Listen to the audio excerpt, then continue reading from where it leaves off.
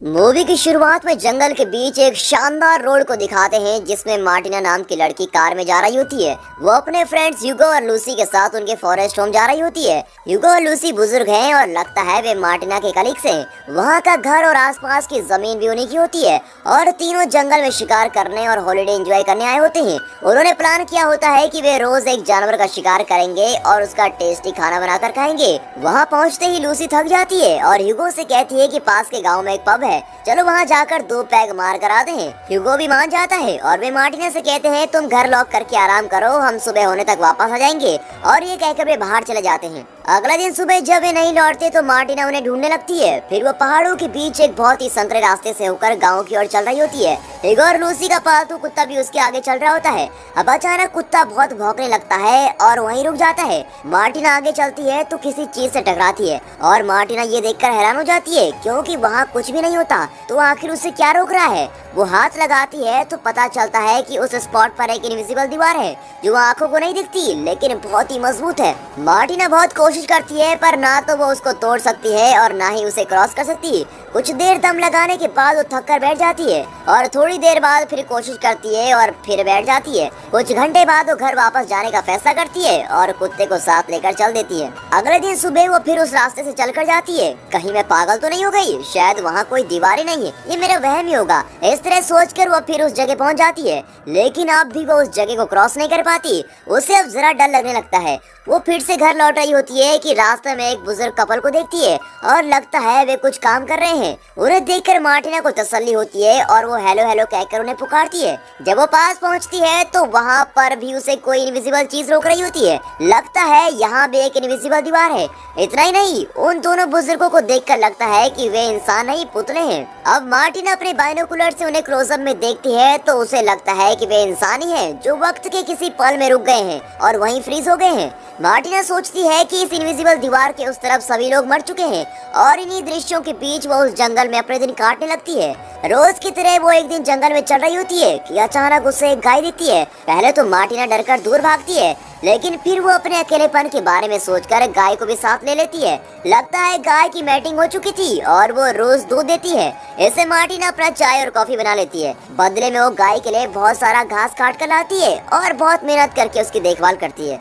एक दिन मार्टिना घर के पीछे वाले रास्ते से अपनी कार लेकर जा रही होती है कि कुछ ही दूर पर गाड़ी किसी चीज पर जोर से टकरा जाती है। लगता है वहाँ भी इनविजिबल दीवार है। वहाँ से लगभग 20 फुट की दूरी पर एक और कार भी इसी तरह रुकी होती है। तब वो अंदाजा लगाती है कि इस इनविजिबल दीवार की थिकनेस लगभग 20 फुट है। अब आप ही बताइए इतनी मोटी दीवार को कैसे तोड़े या हटाएं? और ऐसी दीवार को आप कैसे तोड़ेंगे जो दिखाई भी नहीं देती और न जाने किसने इन्हें यहाँ लाकर रखा है? ये कहाँ शुरू होती है और कहाँ खत्म, इसका मार्टिना को जरा भी आइडिया नहीं होता।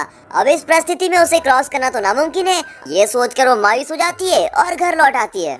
अब वहाँ बस जाने के सिवा मार्टिना के पास कोई रास्ता नजर नहीं आता, इसीलिए वो सर्दी के मौसम से पहले अपनी और गाय की जरूरत की सारी चीजें इकट्ठा करके रख लेती है। फिर चूल्हे के लिए ढेर सारी लकड़ियाँ भी लाकर रख देती है। यहाँ रहकर उसने आलू और कई सारी सब्जियाँ भी उगा ली होती है। उन्हें भी काट कर अगले 6 महीने के खाने का इंतजाम कर लेती है। एक दिन वहाँ एक बिल्ली आ जाती है और मार्टिना उसे भी घर में रख लेती है लेकिन उसका सच्चा साथी उसका कुत्ता होता है और वो उसको बहुत प्यार करती है। कभी कभी वो जंगल में जाकर शिकार भी करती है। पहले दिन वो हिरन का शिकार करने की कोशिश करती है पर ठीक से एम नहीं कर पाती और घर लौट आती है। लेकिन अगले दिन वो फिर कोशिश करती है और इस बार उसका निशाना नहीं चूकता।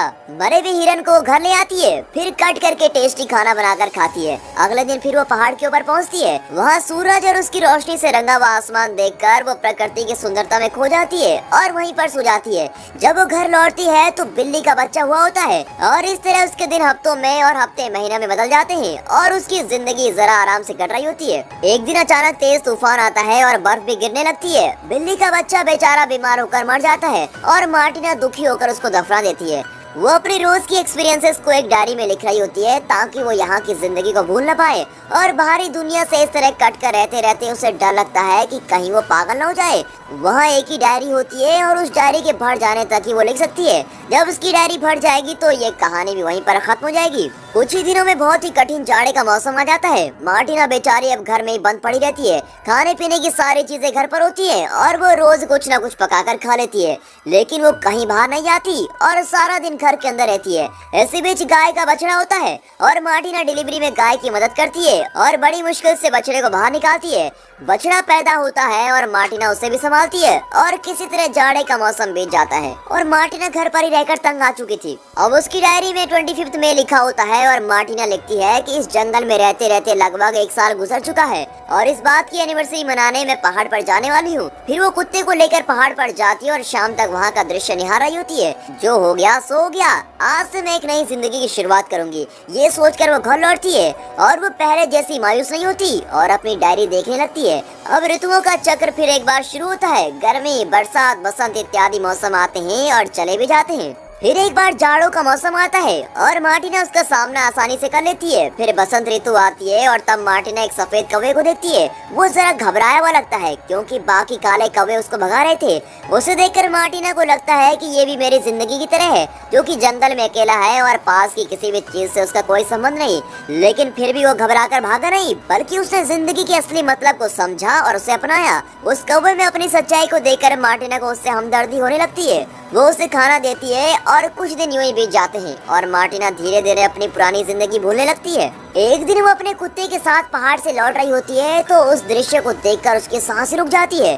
पागल जैसा दिखने वाला एक आदमी मार्टिना की गाय के बछड़े का सर काट रहा होता है। लगता है ये आदमी भी मार्टिना की तरह इनविजिबल दीवारों के बीच फंस गया है, लेकिन शायद वो मार्टिना जैसा सुलझा हुआ इंसान नहीं और यहाँ अकेले रहकर पागल हो चुका था। उस आदमी को ऐसी घिनौनी हरकत करते देख मार्टिना कांपने लगती है। उसका कुत्ता उस आदमी को अटैक करने जाता है, लेकिन वो उस पर कुल्हाड़ी चला देता है। ये देखकर मार्टिना पीछे के दरवाजे से घर में जाती है और अपनी बंदूक लेके आती है, लेकिन तब तक बहुत देर हो चुकी थी और बछड़ा मर गया होता है। मार्टिना के परिवार के दोनों सदस्यों को घायल करने वाले आदमी पर उसे बहुत गुस्सा आता है और वो उस आदमी को लगातार शूट करके मार डालती है। वो बछड़े के पास भागती है जो मर चुका होता है। फिर वो कुत्ते के पास जाती है और उसे गोद में लेकर रोने लगती है। कुछ देर में बेचारा मर जाता है। मार्टिना उस पागल आदमी की लाश को खींच के लेके जाती है और पहाड़ से नीचे धकेल देती है। फिर वो उस बछड़े और अपने कुत्ते को बड़े सम्मान के साथ दफनाती है और उनका अंतिम संस्कार भी करती है। अगले दिन से वो अपनी इस अकेली जिंदगी को भी अपना लेती है। अपनी गाय को घास चराने ले जाती है। इस साल भी वो आलू और कई फल उगाती है और दोबारा जाड़े का मौसम आता है। फिर एक दिन वो डायरी में फरवरी 25 लिखती है। यही डायरी का आखिरी पन्ना होता है। इसके बाद जो भी होगा वो नहीं लिख पाएगी। उन बातों को उसे अपने दिल में रखना होगा और इस उम्मीद में बाकी की जिंदगी गुजारनी पड़ेगी कि उसे यहाँ से कोई लेने आएगा। उसके चारों ओर की ये इनविजिबल दीवार किसी तरह गिर जाए और इस जंगल से बाहर का रास्ता खुल जाए। इसी प्रार्थना के सिवा वो और कुछ नहीं कर सकती। पन्नों के खत्म हो जाने से वो लिखना बंद कर देती है। और दोस्तों, हमारी ये मूवी भी यहाँ पर खत्म होती है। जिंदगी ऐसी है दोस्तों, इसमें हमें दी एंड नहीं ढूंढना है, बल्कि ये जैसी भी है उसे उसी रूप में खुशी से अपनाना है।